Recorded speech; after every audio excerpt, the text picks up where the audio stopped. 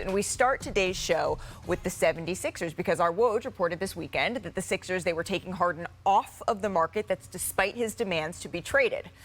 So today, Harden spoke at an event in China. Take a listen. Daryl Morey is a liar, and I would never be a part of an organization that he's a part of. Let me say that again. Daryl Morey is a liar, and I would never be a part of an organization that he's a part of. Thank you, man.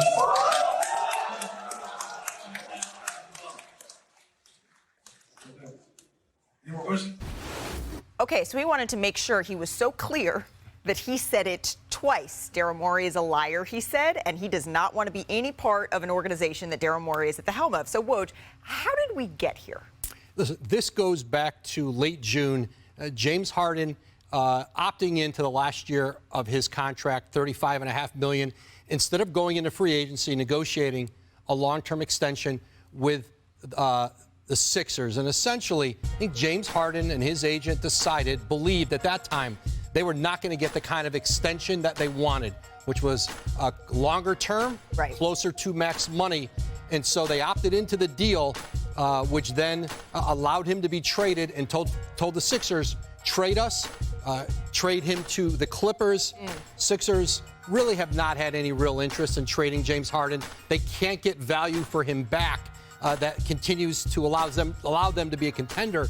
And essentially, they pulled him off the market on Saturday. They called the Clippers, told them, we're not going to talk about a trade anymore. The two sides never got anywhere anyway.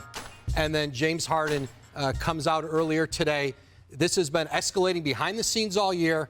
Now it is playing out in public. James Harden's goal is to make the Sixers so uncomfortable that they just decide that they cannot bring him back to training camp, and they do a trade that they don't really want to do. Oh, and those are the type of comments, Woj, at least when I heard them this morning. For me, Danny, I said, whoa. Yeah. What was your reaction? There's not many things that shock me in this world, but to see a star player like James Harden call out by name Daryl Morey and speak it from his own, his own mouth.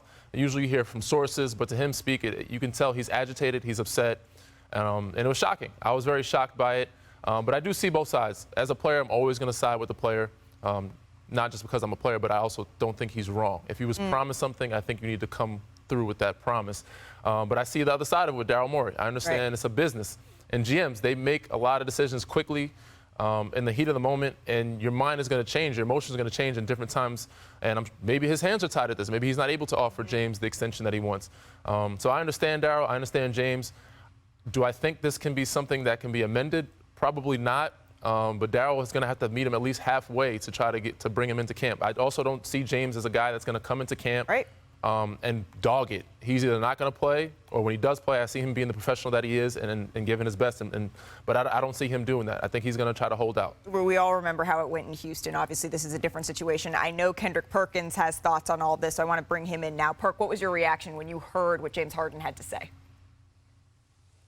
She said, "Are you hungry, honey?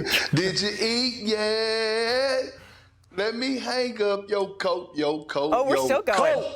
That's what, hey, listen, here's the thing. James Harden got into his Darnell D-man mode. It's the thin line between love and hate. That's what we witnessing right now with Daryl Morey and James Harden. But here's the fact. James Harden don't have any leverage.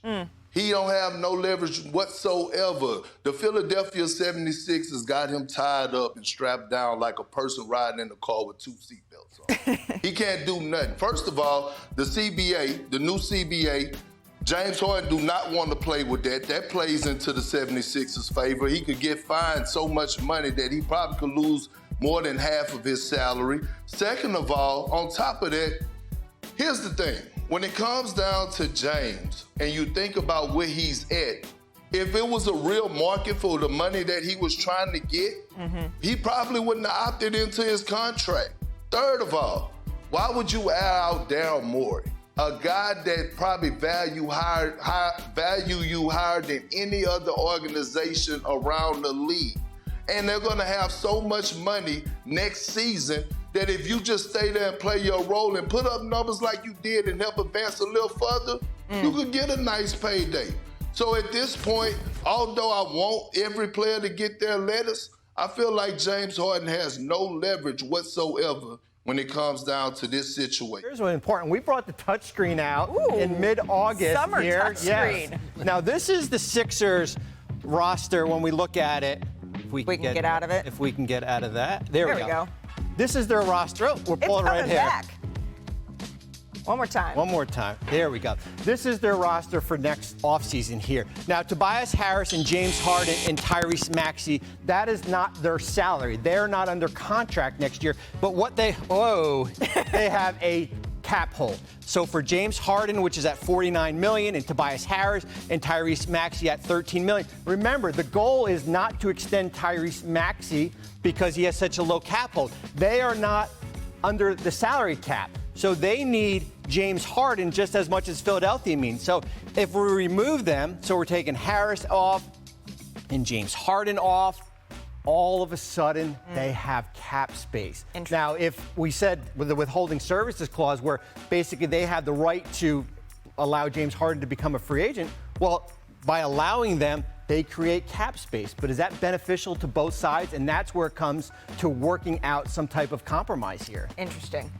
Listen, I think ultimately the leverage for James Harden is to create an environment that Joel Embiid doesn't want to be a part of.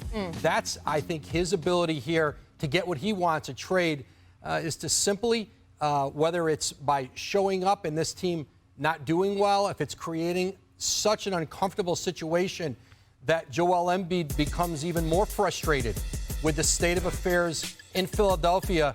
The clock is always running on an organization with a player of Joel Embiid's stature, of any star in the league, of them asking for a trade, of them not wanting to be a part of it anymore. And certainly James Harden was a huge investment for this organization. He's certainly Daryl Morey's guy going back to Houston. Remember, Daryl Morey inherited the Ben Simmons situation, but certainly James Harden was a player he was very close with, had a lot of history with. They trade for him.